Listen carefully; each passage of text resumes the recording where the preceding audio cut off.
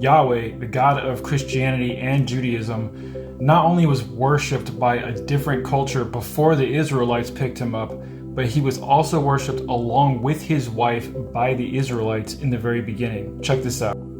Prior to the development of the Bronze Age belief set of the Israelites in the worship of Yahweh, during the Iron Age, it was actually already a Canaanite-based belief system whereby they worshipped in the entire region of Judea Yahweh and his cohorts, including his wife Asherah, who we're going to talk about here in just one second. Through the duration of archaeological digs that have taken place over the last several hundred years, there have been idols of Yahweh and Asherah found together all through the Judea region, dating back to the time of the Israelites and prior. Asherah was originally considered the fertility goddess, and she was paired alongside Yahweh, and again was deeply respected by the early Canaanite culture and the early Israelite cultures as well. Now, the worship of Asherah along with Yahweh continued at least until about the 4th century BCE. Again, this shouldn't be too surprising since we can see through history that the first Israelites were in fact polytheistic, worshiping a pantheon of gods, including Asherah and Yahweh combined together.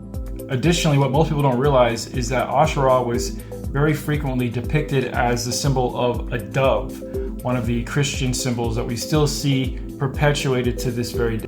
Today, many Christians believe the dove is a symbol of the Ruach HaKodesh, or the Holy Spirit, part of the triune God, the Father, the Son, and the Holy Spirit. But the reality is, we know really where the dove came from, the original beliefs of the original Israelite. Again, just even a surface level dive into the study of Yahwism demonstrates very conclusively where exactly this came from, and it came from the land of Canaan before the Israelites even picked it up.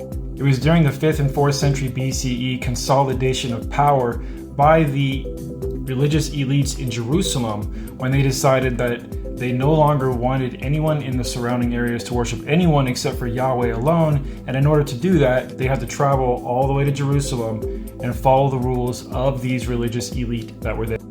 Additionally, although Asherah is mentioned in the Bible still to this day, there's sufficient evidence that many scriptures about Asherah were actually edited out of the Bible to create this consolidation of power, and Asherah was then relegated to being nothing more than a symbol of fertility and peace as a dove.